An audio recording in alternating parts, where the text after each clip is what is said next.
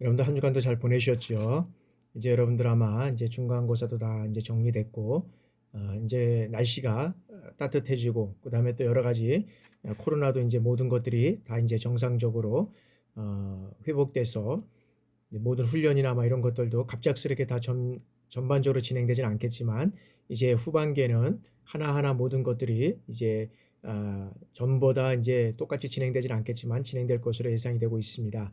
그럼에도 불구하고 여러분들 건강 관리 잘 하시고, 특별히 군에서 이런 코로나라든지 각종 질병이 걸리게 되면 또 단체 생활을 하는 그런 측면에서 보면 또 여러 가지 어떤 그런 문제점들이 또 많이 있으니까 잘 관리하셔서 그런 질병에 또 노출되지 않도록, 또 감염되지 않도록 여러분들 스스로 이렇게 노력해 주시기를 바랍니다. 그러면 지난 그 주에 이어서 제 8장, 여기에서는 청소년 지도의 이제 실천 현장에서 제 3장 학교와 청소년에 대해서 이렇게 한번 알아보도록 하겠습니다.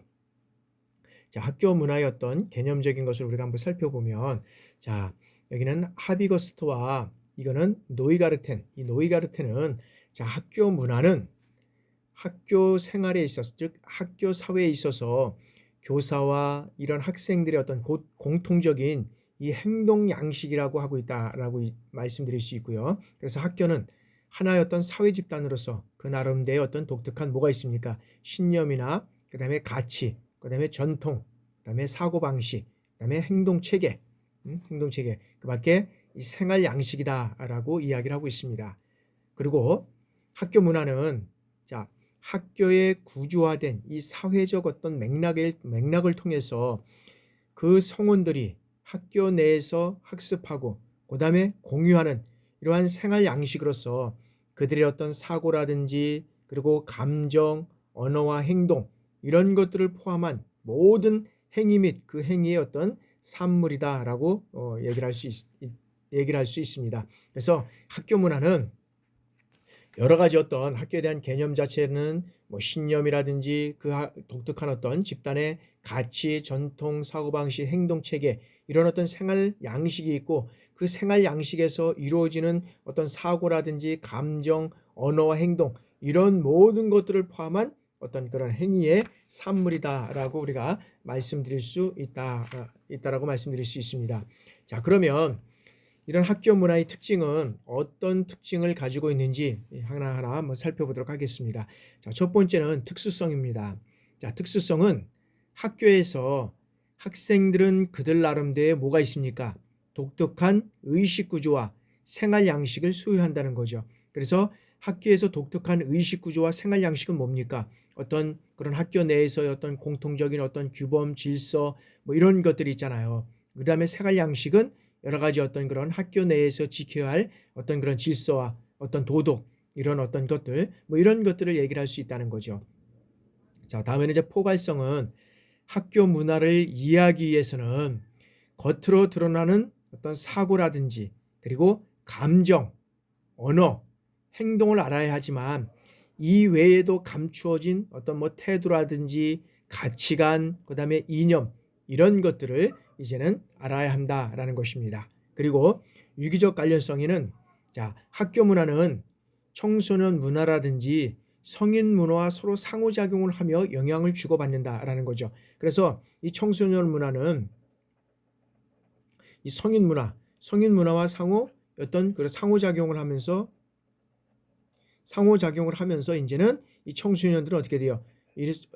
좀 성인으로 성장해 가는 거죠. 성인으로 성장해 가는 것입니다. 그래서 서로 간에 영향을 주고 받는다라는 것이죠. 그리고 다양성이라는 것은, 자, 학교 문화에는 학교에서 외적으로 지향하는 이런 단일한 문화가 있지만 내적으로는 어떻게 돼요? 내적으로도 다양한 문화도 동시에 공존을 하고 있다라는 것입니다. 그래서 이런 학교 문화의 특징은 여기에서는 이런 네 가지가 있는데, 이런 네 가지에는 다양한 어떤 그런 생활을 어떤 소유하고 있고, 여러 가지 어떤 가치관이라든지 그다음에 어떤 그런 성인과 그다음에 어떤 그런 그 청소년과의 상호 유기장을 통해서 이루어져 가고 있고, 그다음에 다양한 문화가 공존하는 것이 이런 학교 문화의 특징이다라고 우리가 말씀드릴 수 있습니다. 자, 그러면 학교 문화의 어떤 기능을 우리가 한번 살펴보도록 하겠습니다. 여기에서는 우리가 4가지 기능을 우리가 이제 살펴볼 텐데, 자, 첫 번째는 청소년의 욕구 충족입니다. 자, 학교 문화를 통해서 청소년 개개인은 스스로가 어떻게 돼요? 특정 집단에 속해 있음을 확인할 수 있다는 거죠. 청소년의 어떤 욕구 충족은 청소년들이 어떤 학교의 집단에서 속해 있다는 어떤 것들을 확인할 수 있다라는 것이고, 자, 청소년의 사회화 기능은 청소년은 학교 문화를 통해서 학교의 일원으로서 개인에게 부과되는 어떤 역할과 지위를 자각하게 하고, 그리고 사회적 책임과 이 권한을 갖게 된다는 거죠. 그래서 사회적 기능은 사회적 책임과 권한을 갖게 된다는 겁니다. 그리고 자, 행동의 준거성을 제시한다. 그래서 청소년은 이 학교 문화를 통해서 자신이 행하고 있는 행동이 옳은가 그른가를 판단할 수 있다는 거죠. 그래서 행동의 준거성. 그래서 아까도 이런 특징에서 말씀드렸지만 이 학교의 어떤 문화, 학교의 문화에서는 어떤 규범과 질서, 학칙, 이런 규칙, 이런 것들을 우리가 지켜야 된다는 거죠. 그런 문화가 있다는 거죠. 자, 다음에는 사회 변동성입니다. 자, 세대 간의 차이는 새로운 형태의 어떤 사회적 변동 관계를 이루어낸다라고 우리가 볼 수 있다는 거죠. 자, 다음 이 학교 문화의 기능은 4가지의 어떤 그런 기능 문화를 우리가 살펴봤고요. 다시 이제 우리가 학교 문화의 어떤 기능적인 문화, 학교 문화의 어떤 그런 기능적인 것을 우리가 한번 살펴보도록 하겠습니다. 학교 문화의 어떤 기능은, 자, 첫 번째는, 자, 학교 문화의 어떤 그런, 여기에는 이제 다양한 어떤 기능들이 있겠지만, 자, 첫 번째는 이제, 자, 학교라는 공간에는 누가 있습니까? 학교라는 공간에는 여기 교사와 플러스 누가 있습니까? 여기는 청소년, 학생, 그죠? 이 두 어떤 주요 구성원, 이 구성원이 상호작용에 따라서 형성되는 문화가 있다는 거죠. 그 문화는 뭐냐면 교사와 교사 간의 어떤 문화인 이 교사 문화가 있고, 그 다음에 교사와 학생 간의 문화인 수업 문화, 그리고 학생과 학생 간의 문화인 학생 문화가 있다는 거죠. 그러면 첫 번째 이 교사 문화를 우리가 한번 살펴보도록 하겠습니다. 자, 교사 문화는 학교의 지배적인 이러한 가치 패턴과 규범을 만들어내고 제도화된 교육의 어떤 전반적인 규범, 그리고 학교가 가져오는 어떤 제도적이고 조직적 구속으로 인한 이 가치 패턴과 그다음에 규범, 그다음에 교사의 어떤 집단적이고 개인적 이데올로기 등으로 구성을 된다라고 우리가 말씀드릴 수 있습니다. 그래서 이 교사 문화는 교사 집단의 어떤 생활 양식이라든지 행동 양식은 물론이고, 그 다음에 교사들의 삶과 행동을 이끌어가는 마음속에 간직하고 있는 어떤 내면의 원리가 이제는 표준이 된다라고 말씀드릴 수 있습니다. 자, 다음에는 이제 수업 문화입니다. 자, 일정한 공간에서 주로 이루어지는 어떤 수업은 외형적으로 교과의 내용을 중심으로 해서 수업을 주도하는 교사와 그리고 이를 학습하는 학생들이 모여 있는, 즉 뭐냐면 교사와 학생들의 역할과 기대 행동이 비교적 어떻게 돼요? 명확하게 구분되어 있는 이 안정적인 구조를 가진다라고 말씀드릴 수 있습니다.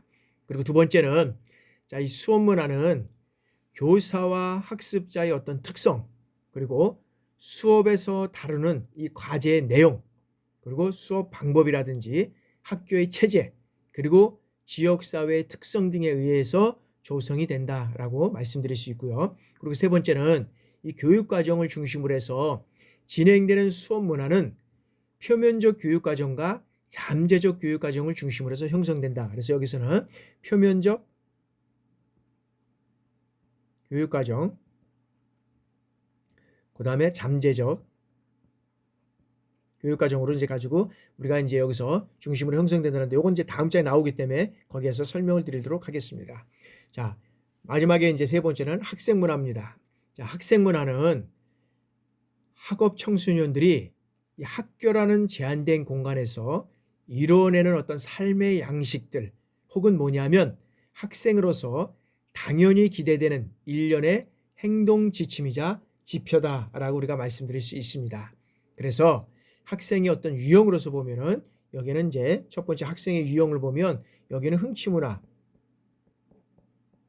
흥취부문화가 있는데, 이 흥취부문화는 뭐냐면, 자, 학업에 대한 흥미보다 사춘기의 어떤 심리에 자극돼서 이성 간의 어떤 문화라든지 운동, 음악, 춤 등의 이 흥미를 갖는 것을 우리가 말씀드릴 수 있고요. 두 번째는 학구적, 학구적 부문화입니다. 학구적 부문화.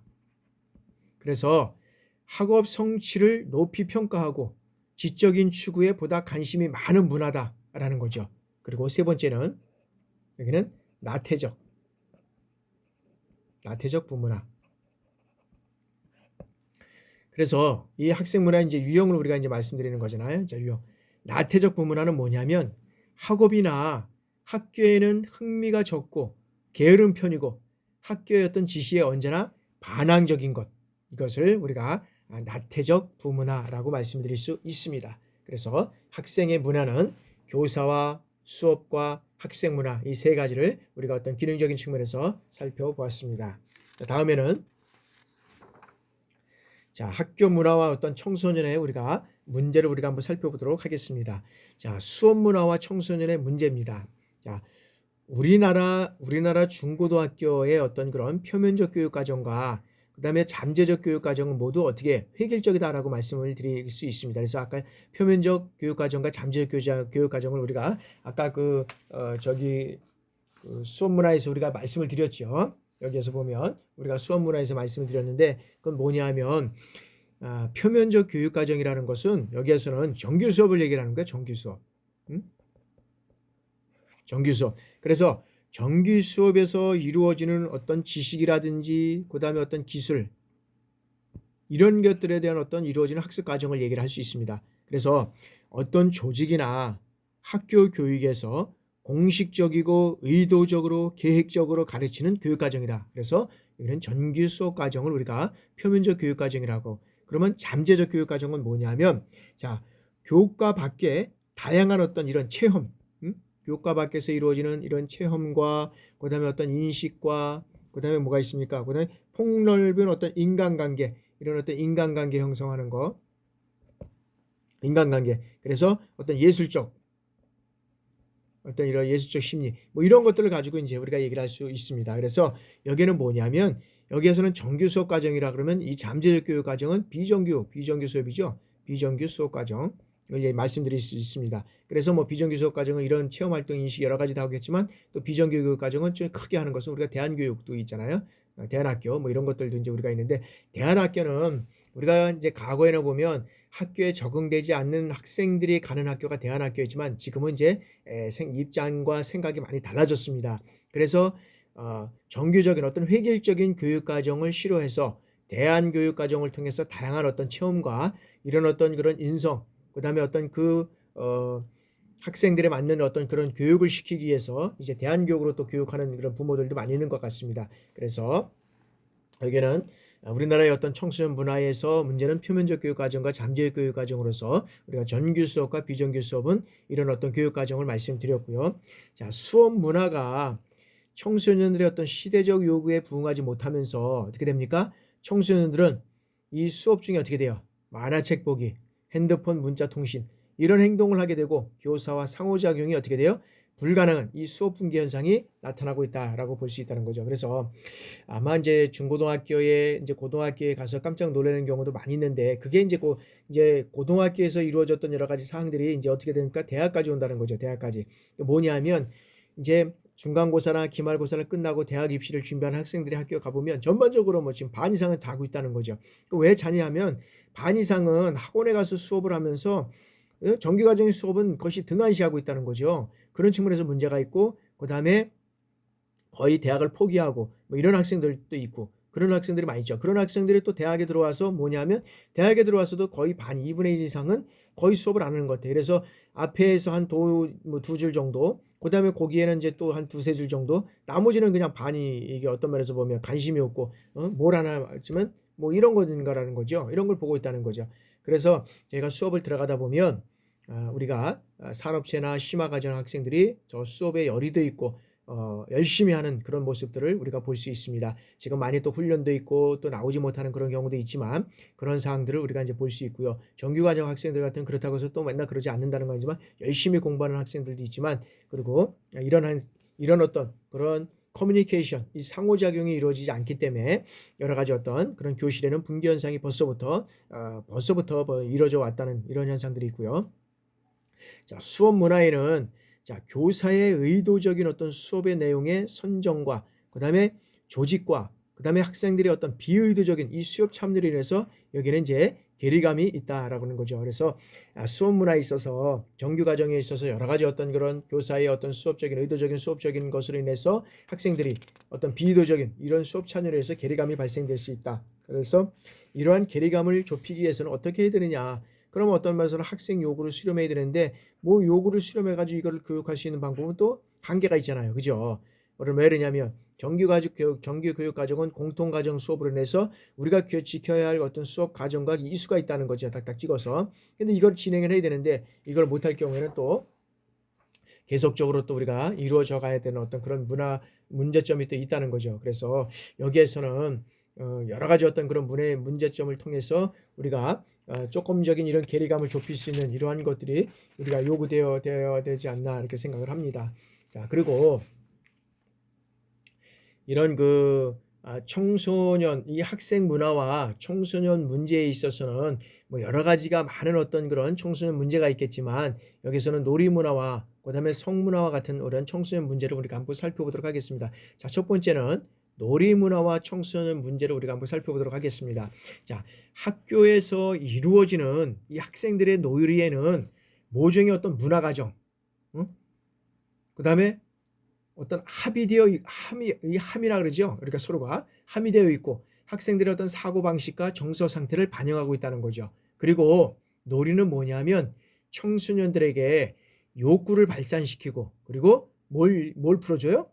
이 놀이를 통해서 스트레스를 풀어주고 자아 발견의 기회를 갖게 하고 그다음에 성격 형성에 도움을 줄 수 있을 뿐 아니라 그 자체에서 사회 질서 확립의 어떤 기능과 인간관계 회복의 어떤 기능 그리고 정서 순화 기능이 이루어진다는 거죠. 그래서 이 놀이를 통해서는 상당히 어떤 이런 어떤 그런 제일 먼저는 이 스트레스를 좀 풀어줘야 되는데 이걸 못 푸는 거잖아요. 그러니까 우리도 지금 보면 각종 사고 사건이 많이 일어나고 더 심각해져 가고 있다. 그건 뭐냐면 우리가 지금 이제 근 2년 어떤 면에서 보면 2년 이제 2개월, 3개월 정도 이렇게 지금 코로나19 팬데믹으로 인해서 많은 것들이 제약되다 보니까 사람들의 어떤 말에 무슨 스트레스가 많은 거죠. 그러다 보니까 이게 어떤 조금 우리가 생각해 보면 별거 아닌데 큰 이런 사건으로 발생되는 경우가 있고 번지는 경우가 있는 것을 우리가 발견하게 됩니다. 그럼 뭐냐 하면은 그래서 우리가 이 놀이 문화를 통해서 이런 스트레스라든지 각종 어떤 그런 사고에 의해서 그다음에 여러 가지 어떤 그런 것들을 발산시킬 수 있는 이런 것들이 된다는 거죠. 그래서 우리가 학교에서도 보면 제가 학교 다닐 때 보면 학교에 가방 갖다 놓고 축구를 많이 했던 것 같아요. 우리가 보면 축구를 많이 하고 축구를 하면서 어떻게 돼요? 축구에는 이 운동장에 있어서 여기에 보면 골대가 있고 나머지는 규칙이 있잖아요. 여기서 먼저 규칙이 이 상대편보다도 먼저 들어가 있다든지 그다음에 뭐 예를 들어서 먼저 들어가서 골을 넣으면 옵사이드가 되고 그다음에 어떤 반칙을 해야 된다든지 뭐 이러면은 이 규칙을 지켜야 된다는 거죠. 그러면 축구가 끝나고 나면 이 규칙이 자동적으로 이 어떤 게임을 통해서 규칙이 이루어져 가고 있고 그다음에 이 선후배 관계에도 자동적으로 이루어져 간다는 거죠. 근데 지금 보면 학교에서는 어떤 축구라든지 야외에 이런 행동놀이, 문화놀이, 그다음에 이런 어떤 놀이가 많이 없어져 가고 있죠. 그러니까 학생들이 지금 무슨 놀이는 뭐예요? 컴퓨터를 이용한 어떤 면에서 보면 컴퓨터, 그다음에 폰을 이용한 이런 어떤 것들로 인해서 이루어져 가보다 보니까 이 개인주의가 강하고 그다음에 개인주의는 뭐 나잖아요. 나를 중심으로 해서 모든 것들이 이렇게 이루어져 가다 보니까 여기에는 많은 문제가 발생되고 있고 서로 상호하지 못하고 협력하지 못하고 그다음에 어떤 배려하지 못하는 이런 어떤 문화들이 이제 발생되고 있다는 거죠. 그래서 청소년들은 스스로 어떻게 돼요? 자신들의 어떤 놀이 문화에 많은 불만을 가지고 있는데 그 주된 이유가 뭐냐면 자, 놀이 시설과 장소의 부족 그리고 놀이 비용과 놀이 시간이 부족하다. 그러니까 학생들이 갖다 놓으면 저희 때 같은 경우는 뭐 가방 갖다 놓고 여러 가지 어떤 뛰놀고 많이 그런 걸 했잖아요. 근데 지금 같은 데는 가방을 갖다 놓고 어디로 가요? 학원에 가서 거의 뭐 밤늦게까지 이렇게 오다 보니까 여러 가지 어떤 놀이에 대한 이런 것들이 시간도 부족하고 여러 가지 놀이 문화도 별로 없는 것 같고 뭐 가봐야 청소년들이 가면 컴퓨터 어떤 면에서는 게임방에 가든지 뭐 어떤 면 노래방에 가든지 뭐 그러고 나서는 뭐 다른 특별하게 갈 데가 없는 것 같아요. 근데 요즘에는 이제 조금 뭐 당구장이라든지 뭐 이런 것들이 있겠지만 갈 수 있는 기회가 별로 없다는 거죠. 그래서 놀이 비용과 어떤 시간이 부족한 이런 측면이 있고요. 그리고 청소년들은 내용상 매우 단조롭고 빈약해서 신체 활동에 어떤 적은 놀이를 할 수밖에 없다는 거죠. 그런 측면이 있고, 그다음에 기성세대의 어떤 놀이 문화로부터 받은 영향, 이게 뭐냐면 상업주의적인 어떤 놀이 문화의 확산으로 인해서 청소년 놀이 문화는 어떻게 돼요? 퇴폐적이고, 그다음에 어떻게 해요? 향락적이고, 그다음에 퇴행적이다. 그래서 퇴폐적이고 향락적이고 퇴폐적 이런 어떤 면에서 보면 퇴행적 이런 것으로 인해서 비생산적이고 어떤 정신적인 것으로 인해서 이제 PPR을 초래하고 있다는 거죠. 정신적인 측면에서. 그리고 또 한 가지는 뭐냐면 자, 이상적 엽기놀이에 빠져 있는 청소년들은 아직은 인지적으로 정서적으로 이 미성숙하면서도 자신의 이상주의적 경향에 치우쳐 있기 때문에 자신이 살고 있는 일상적 현실과 구분하지 못하고 엽기적 이 자극의 지속성이고 어떤 면에서는 극단적인 쾌감을 추구하도록 잘못된 어떤 지각의 오류를 범할 수 있다라는 것을 우리가 볼 수 있는 것입니다. 자, 두 번째는 이제는 이 성문화와 청소년 문제입니다. 첫 번째, 자, 남학생이 여학생보다 어떤 면에서는 가부장적이고 억압적이고 어떤 개방적 이 어떤 관념이 강하다는 거죠. 그리고 여학생은 남학생에 비해서 어떻게 돼요? 어떤 포르노를 통해서 성관념이 약한 것으로 우리가 볼 수 있다는 거죠. 그래서 자유적이고 가치관과 그다음에 집단주의적 그다음에 가치관을 가진 학생일수록 어떻게 돼요? 억압적 성관념이 강하다는 겁니다. 그리고 남학생의 경우에는 이 또래 집단의 어떤 성격이라든지 그다음에 영향력 그다음에 이 취향이 성지식 습관과 성문화 형성에 어떤 중요한 영향을 끼친다는 거죠. 그래서 여기에서는 또래 문화 또래 집단의 어떤 문화가 이게 상당히 중요하다고 우리가 볼 수 있습니다. 또래 집단. 그래서 우리가 이제 과거에는 우리가 이제 초등학교만 끝나고 나면 이제 중학교에 가면 이제 학생들이 이제 중학교 또래 집단이 이제 형성되는 요즘에 초학교는 뭐 4학년, 5학년, 3학년서부터 이렇게 이제 또래 집단 형성이 돼서 이제 자기네들끼리만 이제 진행이 되는데 중학교에 가면 이제 같이 부모를 따라다녔던 초등학생들도 이제 중학교 가면 안 따라다니잖아요. 그러면서 누구를 더 신뢰해요? 또래 집단의 어떤 친구들을 더 신뢰하고 친구들과 같은 이런 것들이 이제 이루어져가는 그러면서 이제 어떻게 돼요? 이제 하나하나의 성에 대한 눈을 뜨게 되는 거죠. 그러면서 여기 대해서는 이제 담배도 하고 술도 하게 되고 그다음에 어떤 그런 잡지라든지 그다음에 어떤 그런 여러 가지 어떤 그런 성과 관련된 이런 어떤 포르노 이런 것들이 이제 여기서 이제 막 보게 된다는 거죠. 이런 것으로 인해서 이제 여러 가지 어떤 그런 청소년들의 어떤 그런 성지식 이런 것들로 인해서 이제 남학생들의 경우는 또래 집단으로 해서 이런 것들이 이제 커지게 되고 그럼 여학생들 같은 경우에는 자, 여학생은 과거에 비해서 성적 관심이라든지 이성 교제가 늘어나고 있지만은 실질적으로 보면 자, 혼전 성경험에 대해서도 과거보다는 허용적인 태도를 보이는 경향이 있다는 거죠. 그래서 우리가 이제 설문조사를 해보니까 예를 들어서 결혼하기 전에 우리가 보면 어떤 면은 혼인신고도 안 하고 어떤 면은 연애를 하면서 여기에서 우리가 이제 어떤 면에서는 이제 혼성 관계 뭐 이런 것들을 가질 수 있느냐 뭐 이런 것들 해보니까는 거의 뭐 그냥 많은 학생들이 반수 이상이 뭐 그걸 가능하다 뭐 이런 것들이 나온 것 같아요. 그래서 대부분의 올바른 성에 대한 그 인식하지 못한 채 아직도 어떻게 돼요? 인터넷이나 음란물을 통해서 성에 대한 지식을 또한 습득하고 그것을 계속적으로 보고 그다음에 그것을 계속적으로 활용하는 이런 학생들이 많이 있다는 거죠. 그리고 현행 입시주의 어떤 교육제도가 뭐 어떻게 돼요? 청소년들을 그릇된 성문화로 유도하는 역할을 하고 있다는 거죠. 그래서 입시 위주 이 교육제도가 어떤 면에서는 그런 성문화로 잘못된 성문화로 그릇된 성문화로 인식되고 있고 역할을 하고 있다는 것이고 다음에는 자 청소년 성문화에서 가장 큰 문제는 뭐냐면 청소년의 성에 대한 어떤 가치관이 문란해지고 성이 상품화되어 가고 있다는 겁니다. 성이 상품화되는 것 같은.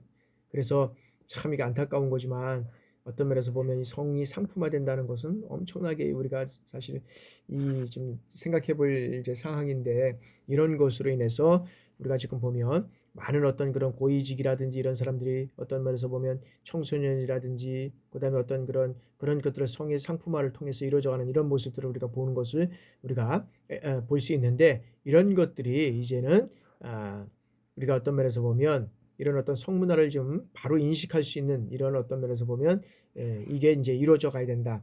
그러니까 이렇게 하기 위해서는 어떻게 되느냐? 그러면 뭐 청소년 시절부터 어떤 바른 성에 대한 이런 것들을 우리가 교육을 해야 되고, 그다음에 이거에 대한 어떤 그런 계속적으로 반복적인 그런 뭐 교육하고, 그다음에 이런 것들에 대한 어떤 제의식, 뭐 어떤 면에서 보면 그런 것들을, 그리고 또 이제 이런 것들이 진행됐을 때 여기에 대한 어떤 그런 그 문제점, 그다음에 어떻게 된 처벌, 뭐 이런 것들도 같이 교육을 해야 된다. 그래서 이제 촉법, 그러니까 처음에 이제 그러니까 죄를 짓는 학생들이 우리가 이제 이걸 좀 연령을 낮춰야 된다. 그래서 뭐 12세로 지금 낮춰야 되겠다 뭐 근데 이런 얘기가 이제 나왔는데 어떻게 될지 모르겠지만 곧 낮춰질 것 같아요. 그래서 과거에는 뭐 예를 들어서 나는 초등학교 학생이다 뭐 이렇게 될 때는 이게 어떤 면에서 보면 큰 일을 저질렀어도 어떻게 돼요? 여기는 어떤 면에서는 죄를 짓지 않는, 어떤 면에서 보면 벌을 주지 않았단 말이죠. 근데 이제 이게 자꾸 내려가다 보니까 이제는 안 되겠다. 그래서 촉법, 이 소년 같은 경우에도 이제는 어떤 면에서 그 죄에 대한 것들을 처벌할 수 있는 이런 법이 아마 이제 진행되고 이루어져 갈 수밖에 없는 이러한 상태가 돼가고 있다라고 우리가 볼 수 있다는 거죠. 자, 다음에는 이제 우리가 청소년과 이제 어떤 면에서 보면 여기에서는 학생과 청소년 문제를 우리가 이제 또 살펴봤고요. 다음에는 이제 네 번째, 다문화 가정과 청소년입니다. 자, 다문화 가정 청소년의 개념은, 자, 다문화 가정 청소년이라는 것은 뭐냐면, 자, 국제 결혼 가정의 자녀, 그리고 외국 근로자의 어떤 자녀, 그다음에 중도 입국자 자녀, 이 모두를 포함해서 국적법 제2조부터 4조까지의 규정에 따라서 대한민국 국적을 취득한 자로 이루어지고 가족의 자녀, 이 가족의 자녀를 뜻한다. 그러니까 뭐냐면 대한민국의 국적을 취득한 자. 그래서 여기에서는 가족의 자녀를 우리가 다문화 가정 청소년이라고 한다. 자, 그럼 다문화 가정이라는 것은, 자, 여기에서는 이제 뭐 교육과학기술부, 뭐 교육부 이제 여기 좀 자꾸 바뀌잖아요. 여기에서 자, 교육부에 다문화 가정 이 학생 교육 지원, 그다음에 정책 대상에 근거해서 국제 결혼 가정뿐만 아니라 이제는 외국 근로자 가정의 어떤 이 가족 구성원까지를 포함한 것으로 우리가 정의를 한다. 그러니까 국제 결혼에서 여기 이루어진 가정뿐만 아니라 외국인 가정까지 포함한 것을 우리가 다문화 가정이다. 그래서 우리가 이제 옛날에는 우리가 어떤 면에서는 우리가 그 대한민국은 어떤 단일 민족이라 했잖아요. 단일 민족. 근데 단일 민족이라는 것은 이제 자체가 아마 여기서는 다문화로 인해서 이제 한번 바뀌어가야 되고, 다문화 가정 이것으로 이제 바뀌어가야 되고, 그 다음에 이제 시골이나 이런 데 같은 경우는 우리가 이제 과거에 보면 농촌의 그 총각들, 농촌 총각들이 결혼을 못함으로 인해서 외국의 이제 외국의 어떤 그런 처녀들이 이제 많이 와서 이제 결혼을 하는 경우가 이제 뭐 이제 있었는데, 이런 측면에서 보면 우리나라도 이제는 단일 민족 자체는 이제 아니고 다문화 가정으로 이제 가고 있고, 세계는 어떤 면에서 보면 이제 다문화 이런 어떤 그런 가정 속에서 이루어가는 이러한 체제로 갈 수밖에 없다라는 것이죠. 자, 다문화 가정 청소년, 이 다문화 가정 청소년은 자, 초중고등학교에 재학 중인 학생으로서 이제는 중도 입국 자녀, 그다음에 뭐 다문화 가정의 어떤 자녀 전부를 우리가 의미해서 여기서는 이제 다문화 가정 청소년이라고 이제 우리가 할 수 있다라고 우리가 볼 수 있고요. 자, 그러면 이러한 다문화 가정의 그 청소년의 어떤 사회적 인식을 우리가 한번 살펴보도록 하겠습니다. 자, 첫 번째는, 자, 먼저 다문화 가정의 청소년의 가장 큰 문제는 뭐냐면 다문화 가정의 이 부모의 한결같은 소망은 1차적으로 뭐냐면 자신이 한국 사회에 여기에서는 적응하는 것이라는 거죠. 그죠? 1차적으로 자신이 한국 사회에 잘 적응하는 것이 어떤 면에서는 이 어떤 소망이라고 1차적인 소망이라 얘기를 할 수 있고요. 그리고 2차적으로는 뭐냐면 이 자녀들이 한국 사회에서 건강하게 살아가는 것이다 라는 거죠. 그리고 다문화 이 가정에 있어서는 가장 큰 관심을 가져야 할 부분이 뭐냐면 이 다문화 가정의 청소년 문제라는 거죠. 그래서 사회 변화가 여러 가지 어떤 그런 다문화 가정이 많이 이렇게 급속도로 우리가 들어오고, 그다음에 그 가정들을 이루어가는 여러 가지 다양한 속에서 우리가 가장 큰 관심을 가져야 할 것은 다문화 가정의 청소년들을 어떻게 이걸 해결할 것이냐. 그래서 이제 보면은 우리가 이제 모국어 같은 경우에도 보면 이 한국어 같은 경우도 잘 못하면서 학교에 우리가 들어가야 되잖아요. 그럼 학교에 들어가면 학생들한테 놀림을 받고 그다음에 이제 놀림을 받고 학생이 안 가게 되면 이런 문제로 인해서 이제 여러 가지 어떤 문제가 발생될 수 있다는 거죠. 그래서 이제 현재 우리가 가면은 이제 문화는 다문화 가정으로 갈 수밖에 없는데 다문화 가정으로 우리가 이제 계속적으로 갈 수밖에 없는데 이제 이런 것들이 잘 우리가 외국에서 그다음에 또 어떤 결혼해서 그다음에 어떤 모종의 그 입국을 해서 들어와서 결혼을 하고 한국 이제 국적을 취득했다고 하면 이 학생들이 잘 한국 사회에 적용할 수 있고 건강하게 살아갈 수 있고 무엇보다도 이러한 문화에 적응해서 우리가 지속적으로 어떤 면에서는 대한민국에서 안정적인 이런 생활을 해 나갈 수 있도록 우리가 서로 상호작용을 하고 하는 데가 상당히 중요한 것이다라고 우리가 말씀드릴 수 있다. 자, 그래서 우리 사회는 이런 다문화 청소년을 쉽게 받아들이지 못하는 경우가 이제 우리가 대부분인데 왜 그러냐라는 거죠. 왜 그러냐? 그러면 자, 그 다문화 가정을 먼저 이제 받아들이는 이유는 뭐냐면 자, 다문화 가정 청소년의 가장 큰 문제는 미래에 대한 비전이 없다는 것입니다. 그러면 왜 미래의 비전이 없냐라고 봤을 때, 자, 일반의 가정 청소년과 학력이라든지 언어 구상 능력에 어떻게 돼요? 격차가 클 수밖에 없다는 거죠. 그래서 일반 가정 청소년에 비해서 심리적 어떻게 돼요? 열등감을 가지고 있다는 것이죠. 그래서 이러한 이유는 현재 우리나라의 어떤 사회적 인식이 문제를 발생시키는 원인이기도 하다라고 우리가 볼 수 있다는 거죠. 그래서 다문화 가정 청소년들은 하나 이상의 언어 문화 속에서 생활하는 어려움도 있으나 일반 가정 청소년으로부터 이런 받는 편견을 어떤 면에서는 경험하고 있다는 거죠. 그래서 특히 어떤 차별이라든지 멸시의 경험은 어떻게 돼요? 심리적 상처를 주어서 자신감의 어떤 상실을 가져올 수 있다라고 우리가 볼 수 있다는 거죠. 그래서 그동안에 우리나라는 어떻게 단일 민족으로서 이 순수 혈통을 중시하던 사회에서 이제는 다문화 가정으로, 그죠? 이 다문화 가정 청소년으로 이 보는 시각이 이제는 커져가고 있다, 넓어져 가고 있다. 그래서 엄마 혹은 아빠가 외국인이라는 입장에서 이제는 사회 병리적인 또는 그와 관련된 어떤 법률적인 차원에서 접근함으로 인해서 이제 어떤 구조적인 모순의 어떤 희생자라는 어떤 신분에 처해서 사람들로 보는 경향을 우리가 이제는 제어해야 되겠다. 다시 말씀드리자면 뭐냐면 다문화에 대한 어떤 부정적인 인식은 강한 어떤 단일민족 의식에 기인한다라는 거죠. 그래서 우리가 이제 단일민족으로 우리가 성장해 왔기 때문에 다문화 가정을 받아들이기가 사실 쉽지 않습니다. 그러나 어떻게 돼요? 여기에서는 이 부정적인 다문화로 인해서 우리가 단일민족으로서 다문화를 가는 것에 대해서는 이제는 부정적인 입장을 이제는 내려놔야 된다는 거죠. 한꺼번에 내려놓을 수는 없겠지만 이제는 그렇지 않으면 우리가 여러 가지 일달성에서 해결할 수 없는 그러한 상황이 될 수밖에 없다라고 우리가 보고 있다는 거죠. 자, 그러면 자, 두 번째는 자, 다문화 가정 청소년 학교 생활 실태입니다. 자, 자아 존중감입니다. 자, 뭐냐면 사람은 누구나 자기 자신이 인정받고 존중받기를 원한다는 거죠. 그래서 자신을 존중할 때 어떻게 돼요? 비로소 자신의 어떤 중요성과 인간으로서의 어떤 존엄성을 스스로 느끼게 된다라고 우리가 볼 수 있다는 거죠. 그죠? 그래서 인간으로서의 어떤 존엄성을 여기에서는 자아 존중감으로 볼 수 있고 자아 존중감은 어떻게 돼요? 인간 발달에 있어서 핵심적인 역할을 수행하는 것으로서 개인의 바람직한 이런 환경 적응과 그리고 건강한 성격 발달에 가장 중요한 요소가 될 수 있다라고 말씀드릴 수 있습니다. 그래서 이 자아 존중감이 낮은 학생들은 어떻게 됩니까? 우울증이라든지 그다음에 어떻게 돼요? 우울증 발병이 높고 그다음에 집단에 참가하는 것을 두려워한다는 거죠. 그리고 자신의 어떤 판단과 능력에 대해서 회의적이고 그다음에 스트레스를 높이 지각한다고 보고 있다는 거죠.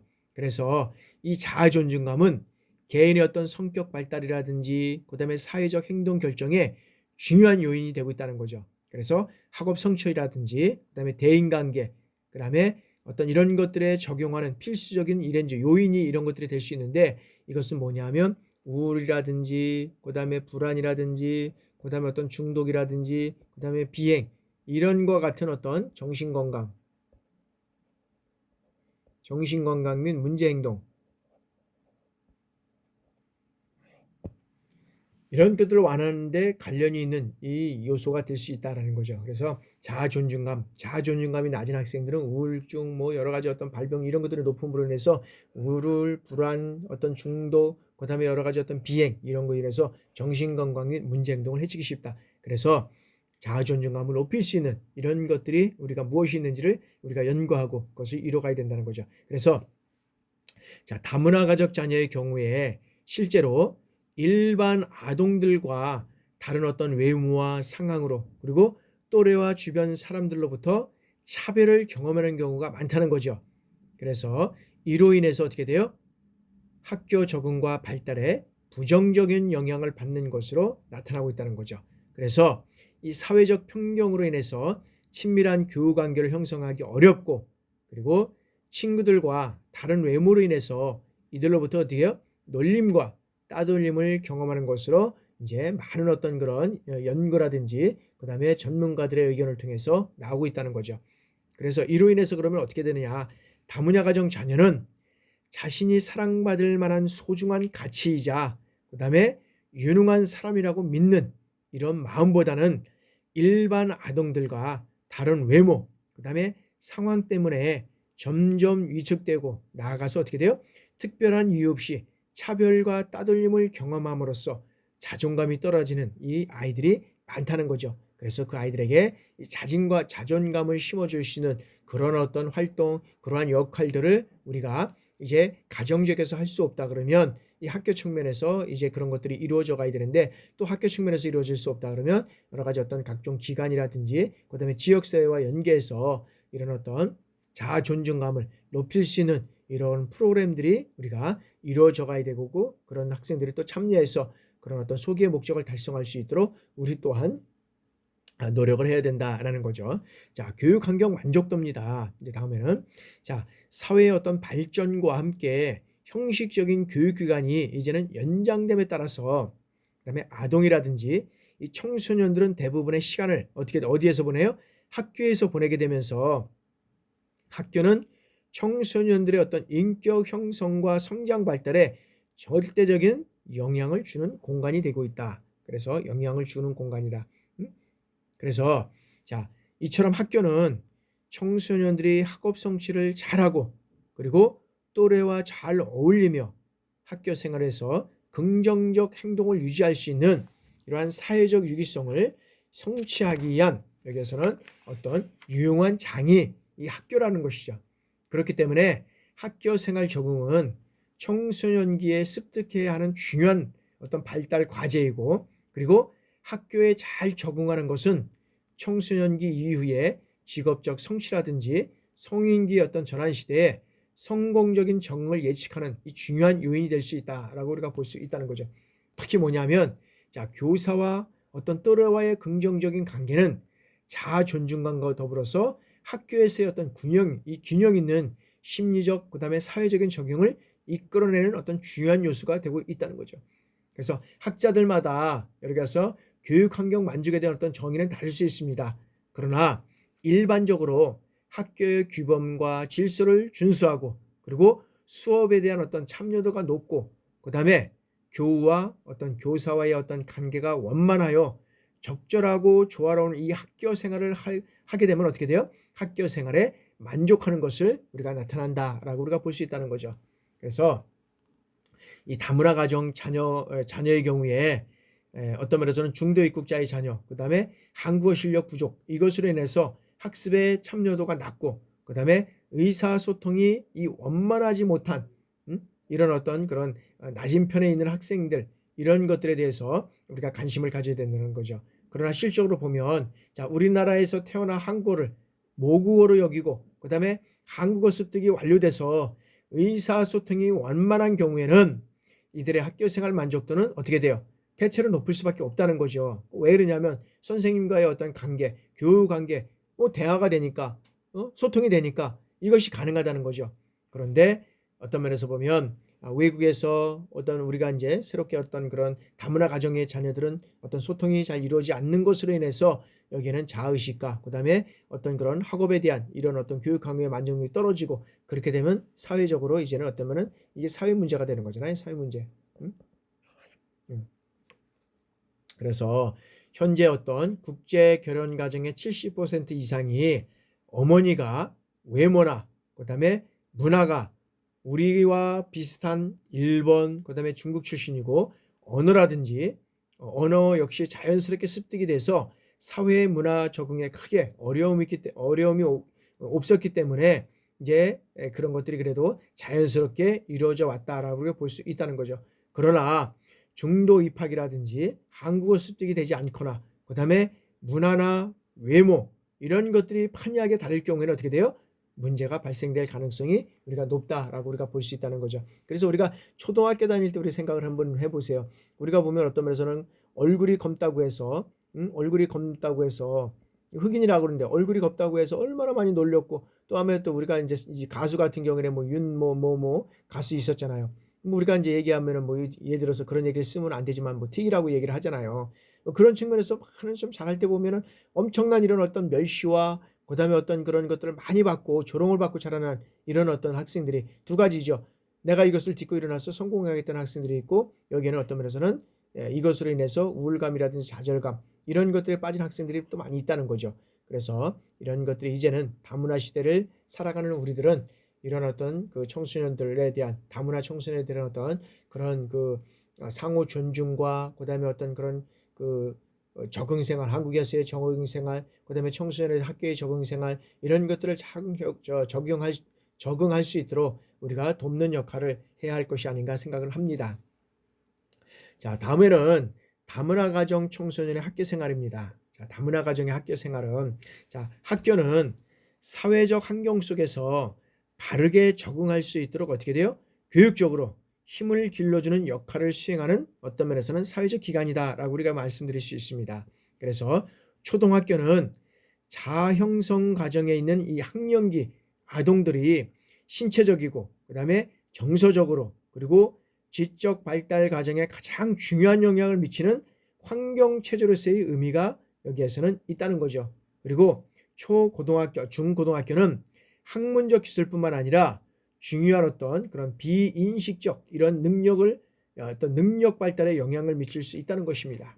그래서 특히 이제 우리나라 같은 경우에는 대학 입시가 어떤 최고의 목표가 되고 있는 우리 어떤 사회 특성상 아동이라든지 청소년들은 어떻게 돼요? 대부분의 시간을 학교에서 보내고 있다는 거죠. 그리고 방과 후에도 사교육에 시달리고 있는 것입니다. 그만큼 어떻게 돼요? 학교 생활과 그다음에 학습 활동이 청소년의 일상의 대부분을 차지하는 것이 우리의 학생들, 우리의 청소년이라고 할 수 있습니다. 그런데 다문화 가정의 자녀는 점점 증가하고 있지만 이들을 위한 어떤 정책적으로 그다음에 연구하고 또 어떤 그런 다문화 가정의 이해를 가지고 나가야 되는데 이런 부족으로 인해서 다문화 가정의 어떤 청소년이 학교 생활의 부정형을 느끼고 있다는 것이죠. 그래서 자, 다문화 가정의 어떤 청소년의 학교 생활 부정응에 관해서 이제 경기도에서 그 가족 여성 연구에 이제 아마 연구원이 연구를 조사한 그 내용이 있습니다. 거기에 이제 따라 보면 자, 다문화 가정 청소년의 어떤 20%가 한국어 이해 부족으로 인해서 수업에 어려움을 겪는다고 이제 얘기를 하고 있고요. 그다음에 5분의 1 정도가 아까 뭐랬죠? 20%가 그렇게 이제 하고 있고요. 그다음에 5분의 1 정도가 학교에서 놀림이나 그다음에 차별을 경험하고 있는 것으로 나타났다라고 보고 있다는 거죠. 그리고 놀림이나 이런 따돌림 경험의 이유로는 어떤 것이 있느냐면 자, 엄마가 그다음에 아빠가 외국인이기 때문에 특별한 이유가 없이 가장 많이 들고 있는 것이 어떤 것이냐면은 여기에서 보면 어떤 뭐런 태도와 행동이 다르다는 이런 것보다는 실적으로 보면 여기에서는 엄마 아빠가 다르다는 이유 때문이에요. 여기는 36%. 그다음에 특별한 이유 없이 그냥 태도와 행동이 다르던. 그다음에 대화가 잘 안 통하는 이런 다문화 가정 청소년의 당사자가 지니고 있는 어떤 태도라든지 행동, 의사소통 이러한 문제가 실질적으로 보면 어떤 면에서는 아니라는 거죠. 그러면 뭐냐? 단순히 그들의 어떤 부모가 외국인이거나 심지어 특별한 이유 없이 차별과 따돌림을 어떤 면에서는 경험하고 있다는 이런 어떤 심각한 문제에 직면하고 있다는 거죠. 특히 이제 어떤 면에서는 이 저개발 국가의 출신자 부모를 둔 다문화 가정의 청소년들이 상대적으로 어떻게 돼요? 학교에서 왕따를 경험하고 있다는 거죠. 그래서 우리가 뭐 예를 들어서 서유럽 뭐 이럴 때 보면 뭐 미국이라든지 그다음에 뭐 영국이라든지 프랑스라든지 뭐 독일 뭐 어떤 예를 들어서 뭐 폴란드 뭐 이런 어떤 쪽에서 그 뭐 예를 들어서 부모가 뭐 예를 들어서 이렇게 이주로 와가지고 한국에서 거주한다 그러면 이런 학생들에 대해서는 또 그렇게 많이 따돌림이라든지 어떤 그런 것들을 멸시하고 우리가 조롱하지는 않지만, 특히 이제 우리가 저개발 국가라고 할 수 있는 이제 뭐 아프리카라든지 뭐 그다음에 여러 가지 아시아 국가에서도 보면 어디가 뭐 많은 그런 국가들이 있잖아요. 그럼 우리가 이제 사실은 필리핀에서 우리가 실적으로 어려운 시기에 필리핀에서 원조를 이제 받던 나라에서 이제 원조를 하는 나라로 이렇게 변경이 됐단 말이야. 뭐 이제 그런 이제 그 많은 그 아시아 국가의 어떤 그런 저개발 국가에서 이제 그 학생들이 그다음에 이제 부모라든지 이런 사람들이 따님을 많이 받고, 특히 이제 우리나라도 어려운 시기에 우리나라의 어떤 그런 부모 세대에서 이제 부모 세대가 이제 어떤 사우디라든지 어떤 중동에 가가지고 그때빛에 일을 하면서 달러를 이렇게 들여오는 이런 현상이 있었습니다. 참 그때도 엄청나게 어떤 멸시와 조롱과 그런 어떤 거를 받아가면서도 정말 우리나라의 어떤 그런 그 부모 세대가 그런 역할을 했는데, 이제는 우리가 그러면 그런 역할을 하면서 그런 조롱과 그런 어떤 핍박을 받았던 것을 다시 한번 이제 우리나라에 온 그런 근로자, 외국 근로자뿐만 아니라 외국의 어떤 그런 다문화 가정들을 우리가 잘 또 어떤 면에서는 보살피고 그들과 함께 소통할 수 있는 이런 공간들을 마련하고 서로가 격려하고 이해해 줘야 되는 그러한 어떤 것임에도 불구하고,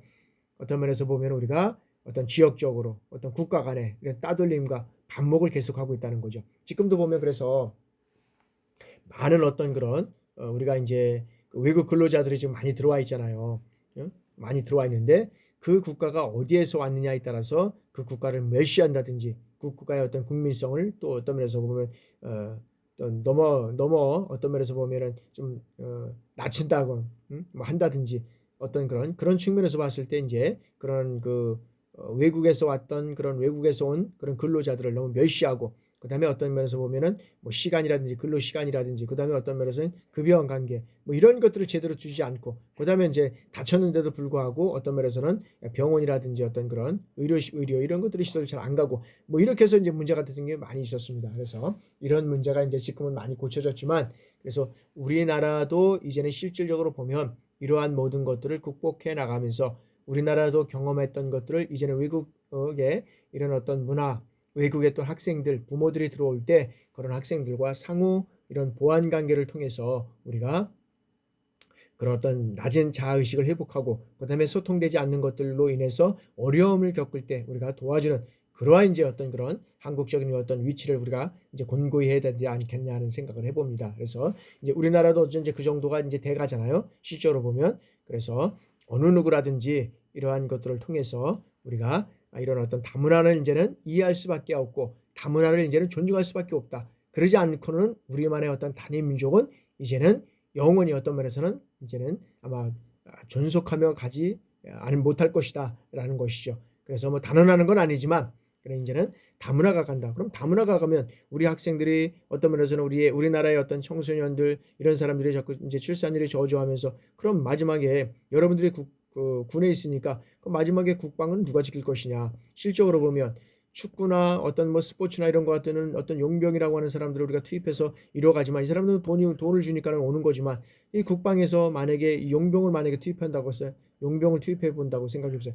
그러면 용병을 투입해 보면 그 나라의 어떤 그런 고유한 문화와 가치와 역사적인 어떤 것들을 위해서 정말 희생할 수 있는 이 어떤 마음이 되어 있느냐. 사실 난 그렇지 않다고 봅니다. 그래서 이것이 상당히 우리가 어떤 면에서는 중요한 요소를 가지고 있다. 그래서 다문화 가정에 우리가 이제는 그런 가정과 우리 청소년들과 함께 연합해서 이제는 살아갈 수밖에 없는 이러한 시대가 됐다는 거죠. 그러면 그들을 이해하고 그들을 어떤 면에서는 서로 도와줘야 되고 그들과 상호 작용을 하면서 우리가 나갈 수밖에 없다. 그런 측면에서 우리가 이제는 여기 4장에서 다문화 가정을 우리가 이해를 해야 된다라고 우리가 보고요. 자, 이제 다음에는 이제 세터민 가정과 청소년인데 요것은 우리가 이제 마지막 우리가 이제 1시간을 이제 우리가 10분 하고 10분 휴식하고 우리가 진행해 나가도록 하겠습니다. 그래서 요즘에는 세터민 하는데 여러분들이 뭐 이제 군에 계시니까 더 잘 아시겠지만 이제 탈북자라는 용어가 이제 새 터미널로 바뀌게 되는 거죠. 그런 측면에서 이제 우리가 이해를 하고 그것을 우리가 짚고 넘어갈 수 있도록 하겠습니다. 자, 잠시 우리가 10분간 휴식하고 계속적으로 이어갈 수 있도록 그렇게 하겠습니다. 여러분들 하여튼간에 강의 들으냐고 수고 많으시죠? 그러나 우리가 이제 조금만 있으면 이제 또 금방 또 이제 한 학기가 진행이 됩니다. 여러분들 하여튼 힘드시더라도 절대 포기하지 않고 그 시간 내에 그냥 듣는 것만이라도 중요합니다. 들으시기를 바랍니다. 그래서 여러분들이 한 명도 낙오 없이 여러분들이 졸업해 나가서 또 좋은 여러분들의 앞길에 좋은 일들이 많이 있기를 바라겠습니다. 그러면 10분 휴식하고 계속 진행해 나가도록 하겠습니다.